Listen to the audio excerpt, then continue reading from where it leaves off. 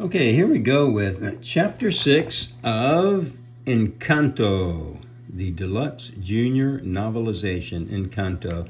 There's Mirabel, and there are her parents, and Luisa up there with the cow, and up at the top is Abuela Alma, and all of the other characters. So, we're up to Chapter 6, and remember what has just happened.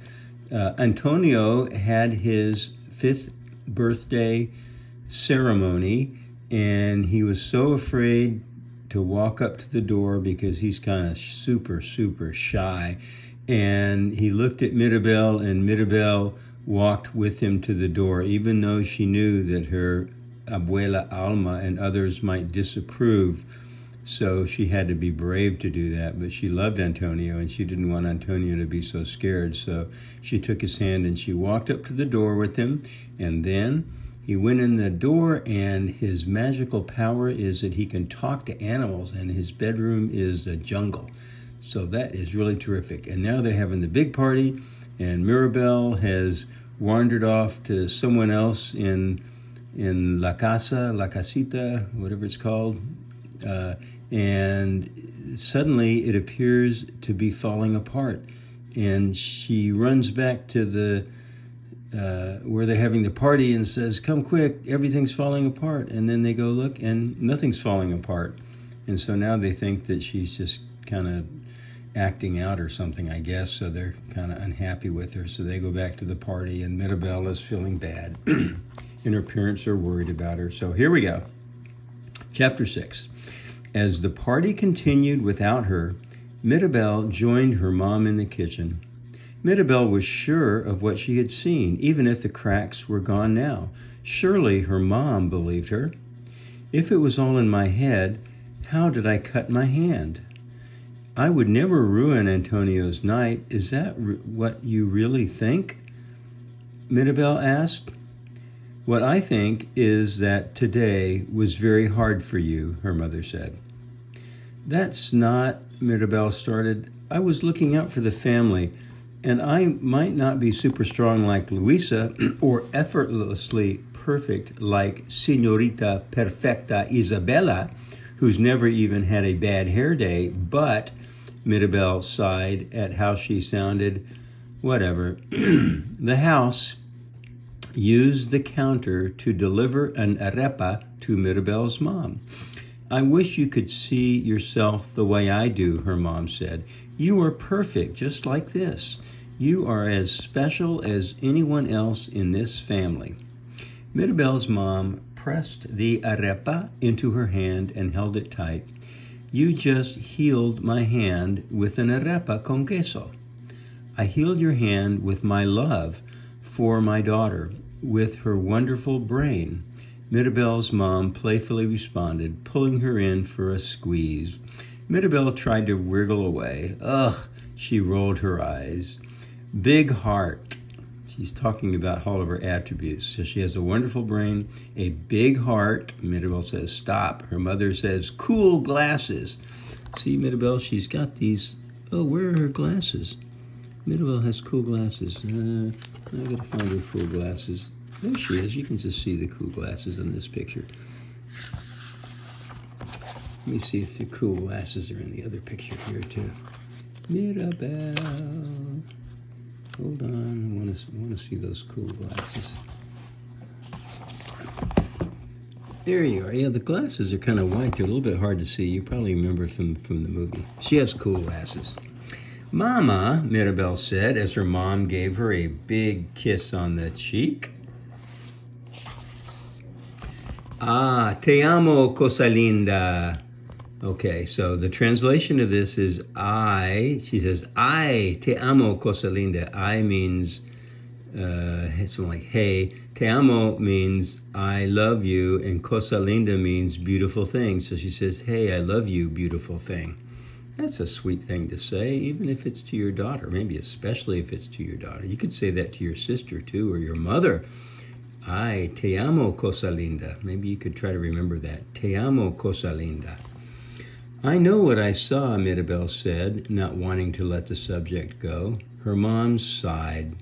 Mira, my brother Bruno lost his way in this family, Julieta, that's the mother said. I don't want the same for you. Get some sleep. You'll feel better tomorrow. Ah, so she thinks Mirabel may be suffering from the same problem as Bruno, who had to go away. Go away. Mirabel headed back to her room and sat on her bed. She couldn't help but think how pathetic her room was without Antonio, who now had his own room. Now he had his own magnificent rainforest room, and she was left in the same boring place she had been her whole life. Unable to stop thinking about the cracks and the candle's dimming flame, Mirabel jumped out of bed and opened her door to get a peek at the candle. The cracks were nowhere to be found. In the quiet of the night, Mirabel heard a noise coming from Abuela's bedroom. Was she unable to sleep too? Mirabel tiptoed to her Abuela's window and peered inside. Abuela was softly weeping. That means crying. Oh no. Alarmed, Mirabel stepped back. Abuela was the rock of the Madrigal family. What could possibly make her cry? Then Abuela pulled up the chatelaine that dangled from her wrist. It's like a bracelet, I guess. The chatelaine that dangled from her waist, excuse me. That's kind of like a belt.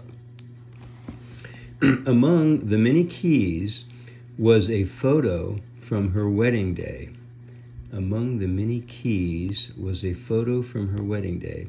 With sadness in her eyes, Abuela glanced at her husband, Pedro. Probably just the picture. Yeah, she's looking at the photo of her husband, Pedro, who died defending the family when they escaped the bad people. Ay, Pedro, what do I do? If anyone knew how vulnerable we truly are, how quickly our home could be lost. Bruno knew the cracks would grow, that our magic might falter, and kept it from us. And now I need help, mi amor, some help to keep our home from breaking. If the truth can be found, help me find it. Help me protect our family. Help me save our miracle. Mirabel gasped. The cracks were real. The miracle was dying. Mirabel hurried to the courtyard. She was shocked, but also determined. She knew what she needed to do. Mirabel was going to find the answers. She would help Casita, her family, and Abuela. I will save the miracle, she said. The house waved a window shutter excitedly, as if posing a question to her. Oh yeah, I have no idea how to save a miracle, but there is one person in this family who hears everything. Okay, see if you remember that. There is one person who hears everything. I can't remember who it is, but we're going to find out. You probably remember it.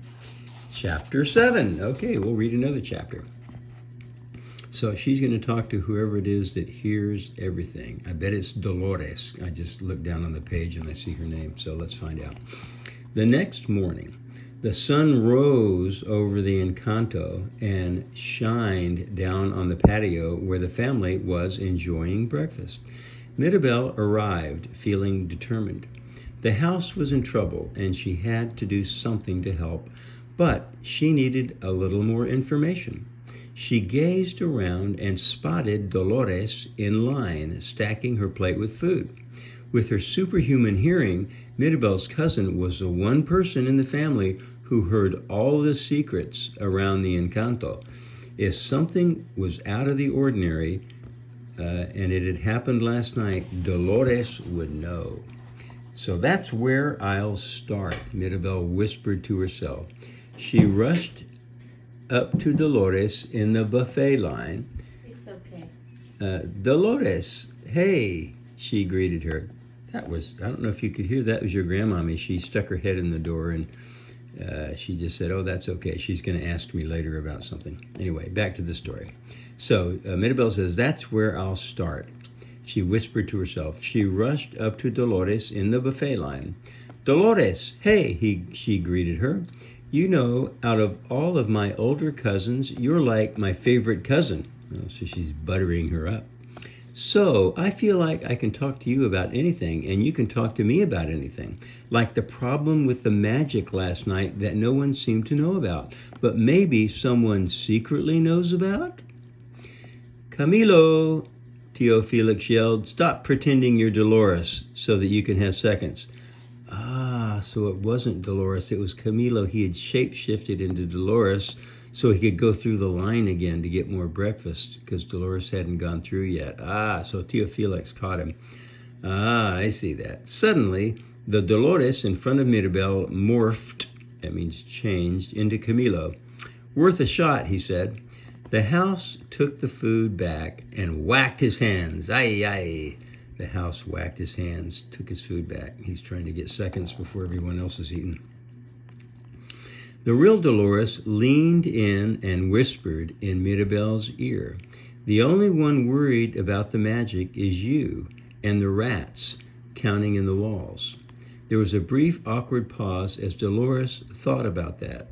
And Luisa, I heard her sweating all night. Luisa was sweating all night. Mirabel lit up. That was something out of the ordinary. Luisa had to know something.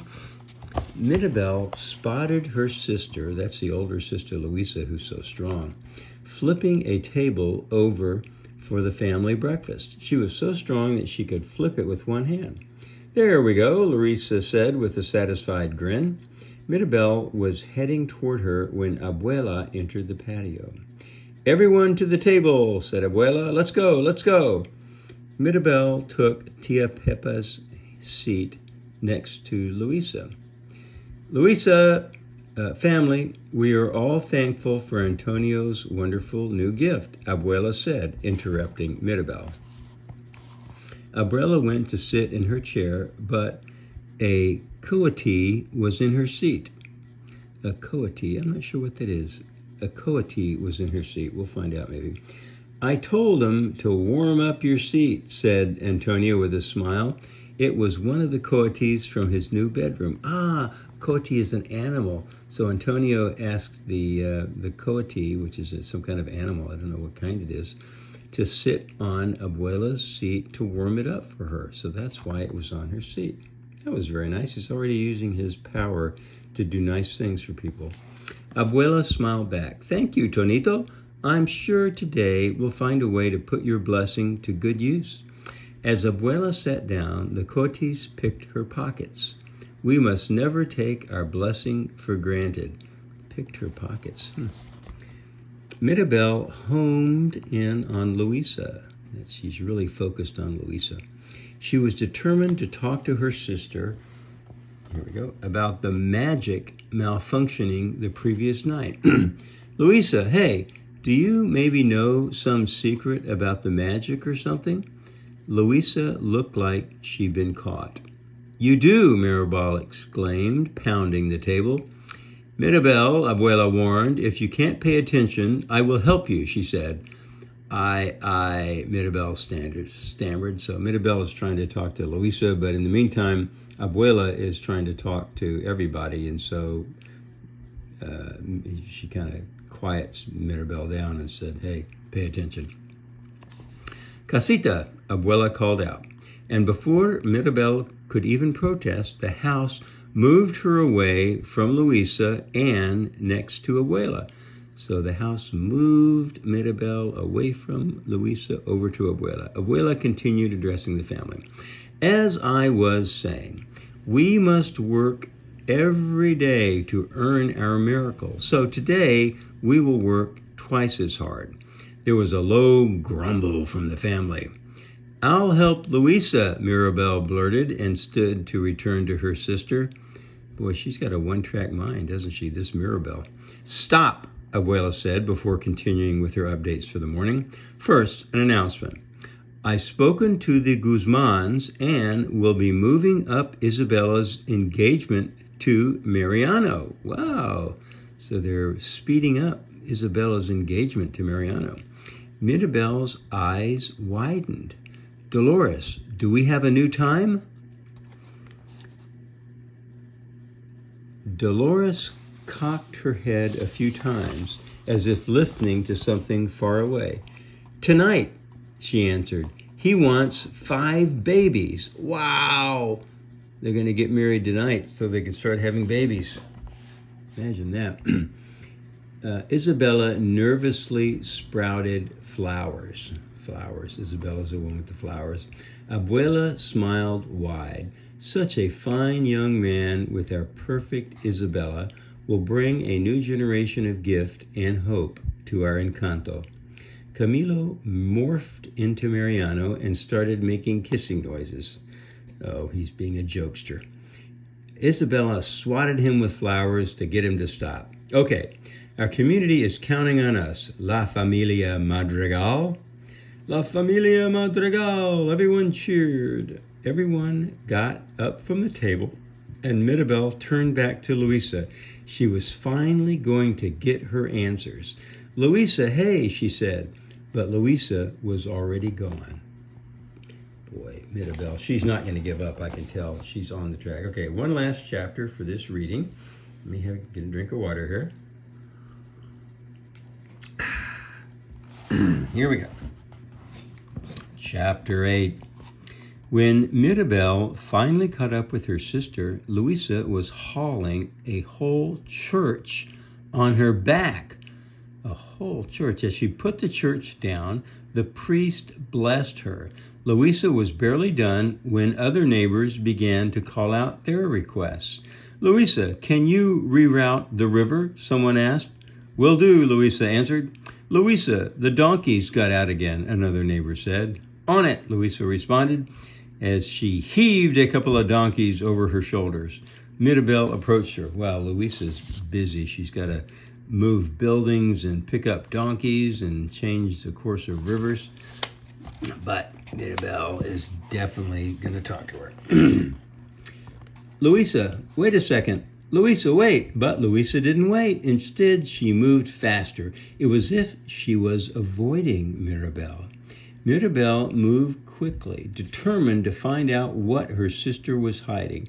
Mirabel finally caught up. What's going on with the magic? Magic's fine. I've just got a lot of chores, so maybe you should go home, Luisa said, dodging her question. She kept walking through the village with Mirabel close behind her. A woman called out, Luisa, my house is leaning to the whack. Luisa knocked the house straight and kept trudging along with the donkeys on her back. Luisa, you're lying, Mirabel pressed, running ahead of Luisa and cutting off her path.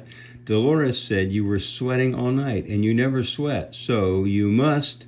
Hey, move, you're going to make me drop a donkey. The donkey's eyes widened with concern. Mirabel moved out of her way, and Luisa lumbered on. Nobody's paying attention to poor Mirabel. Luisa, will you just... Mirabel shouted after her big sister. Don't worry about it, Luisa said. Just tell me what you know. Luisa? You're obviously nervous about something. Is it about last night? Luisa, if you know something and you don't say, it just gets worse. Luisa stopped. She turned around to face Mirabel with an annoyed glare. I felt something, Luisa yelled. The donkeys looked alarmed. Felt what? Mirabel asked. Something with the magic? I didn't. On second thought, I didn't, Luisa sputtered. There were no cracks. I'm good. Everything's good. I'm not nervous. Mirabel stared at her. What's going on, Luisa? Mirabel said gently. I'm not nervous, Luisa repeated. Okay, Mirabel said, unsure what was happening to her sister. Luisa was always the strongest, but now Mirabel could see that her big sister wasn't just carrying the donkeys, she was carrying a whole load of pressure and pretending that it didn't exist. Luisa put down the donkeys and told Mirabel the truth. She wasn't nervous because she wasn't allowed to be nervous. She was expected to be the strong one in the family, to carry everything and never show when she was overwhelmed or scared. For the first time, she opened up about all of the work she felt obligated to do and the pressure she felt to meet every demand. If Abuela said that they needed to work doubly hard, that was what she was going to do. After all, she had to earn the miracle, make the family proud. Moving churches, crushing diamonds, transporting donkeys were all part of a day's work for Louisa. Louisa did everything without any hesitation or consideration of how hard or dangerous the work might be. But the pressure to do more and more was getting to be too much. Once Louisa started to open up, she had so much to say, like boulders rolling down a mountain. All of Louisa's emotions rolled out, unstoppable and mighty. Mirabel realized that her sister Louisa felt the weight of the world, no, the universe, on her shoulders. She never said no to a request. She never took a break. She was strong, but did that mean she didn't deserve some time for herself? Listening to Louisa, Mirabel finally understood the pressure her sister had been under all these years. Then, not knowing what to do, she gave her sister the biggest hug she could muster. "I think you really need a break," Mirabel told Louisa. Louisa hugged her back. "A little too hard." Ugh. Mirabel tried to speak through the tight squeeze. "You deserve it." "Louisa doesn't take breaks," Louisa answered, still smothering her in the hug. "Suffocating! I'm suffocating!" Mirabel choked, tapping Louisa on the back. So she's suffocating. Louisa's hugging her too hard. Louisa pulled back enough to look her in the eye. Mirabel could tell that her sister was debating whether or not to share something. "You want to find the secret about the magic? Go to Bruno's tower. Find his last vision." "Vision? Vision of what?" "No one knows. They never found it," Louisa said, setting Mirabel back down. The two sisters stood in silence, understanding each other finally. "Louisa, the donkeys!" yelled a town person, snapping Louisa and Mirabel out of the moment. Okay, I'm on it." Louisa pulled the donkeys up and over her wide shoulders. So the townspeople are getting her back to work again. Poor Louisa, she never has a minute for herself. Mirabel watched her with awe. "I'm serious about you taking a break." "You're a good one, sis. Maybe I will," Louisa said, giving Mirabel's shoulder a light, friendly punch. Then she turned and headed toward town. "Wait, how do you find a vision? What does that even mean?" "If you find it, you'll know," Louisa yelled back as she headed over a hill. "But be careful. That place is off limits for a reason." That place, that'd be Bruno's tower, is off limits. Mirabel turned back to the house and shuddered. There was no escaping her fate now. If she wanted answers, there was only one place that she could get them: Bruno's tower. Okay, that's the end of chapter 8, and next time we're going to pick up with chapter 9. We're going to find out what's in Bruno's tower. Okay, bye-bye, girls.